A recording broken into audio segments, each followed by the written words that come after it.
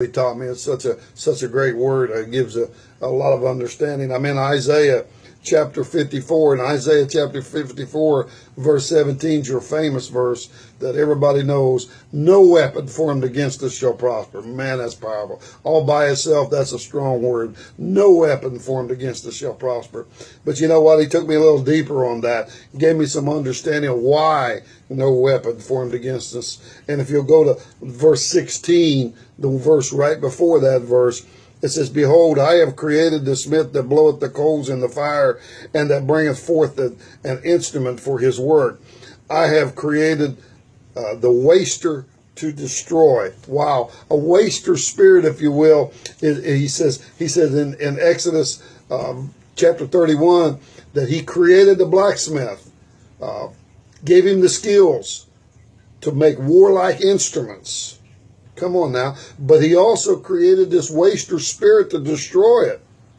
And so what happened is the blacksmith got this waster spirit upon him, and they began to use the fire of the iron, to melting the iron in the fire and shaping it into idols and profit instead of things of war.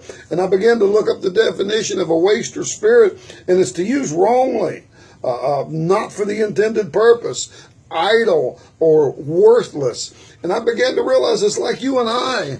God Almighty has put us in the fire to mold us, to heat us up and make us pliable, and to mold us and shape us into warlike instruments. That's where we are. We're God's warlike instruments. Hallelujah. But some of us have got that waster, that destroyer, that spirit upon us that's causing our lives to be wasted, to be used wrongly. Instead of for the intended purpose of God, it's for gain, self-edification. And listen, God wants to bless you, and he wants you to have all the toys of this world, but you're a warlike instrument of God.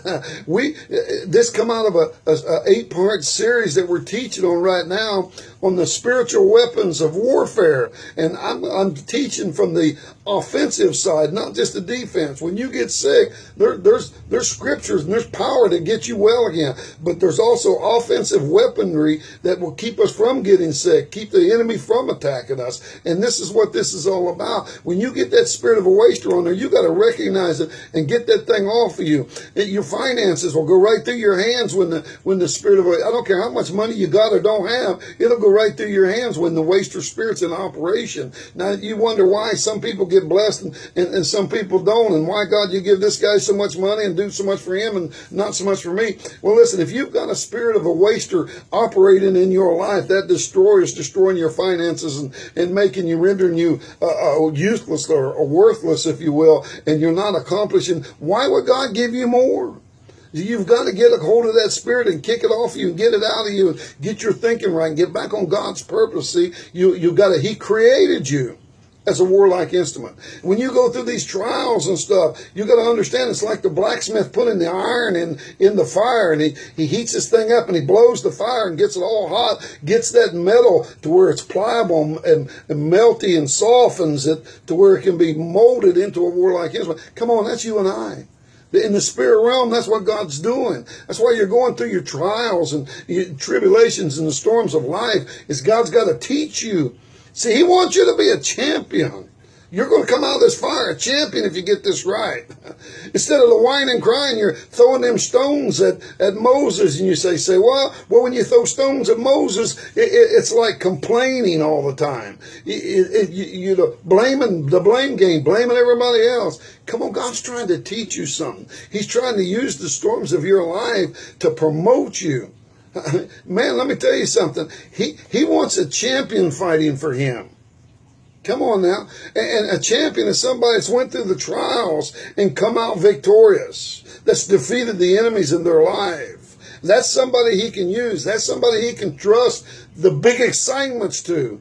It's not the people that go through the trials and do the blame game and the complaining game and they flunk the test, so to speak. And so life says they got to take that thing over again and over again and over again. You're not going to get the assignments of God. You're not a champion for God. So you got to realize when you're in a trial, and maybe that spirit of that waster is on your life and everything you do just doesn't seem to prosper. Maybe it's your health. Maybe it's your finances. Maybe it's even spiritual. You got got to recognize that there's a spirit of a waster at work in your life, and you need to get that thing off. You need to begin to pray and plead the blood of Jesus over you. You need to begin to see things different. Man, if you're going through a trial today, oh, hallelujah, glory to God, it's promotion time. You're going to come out of that fire a champion.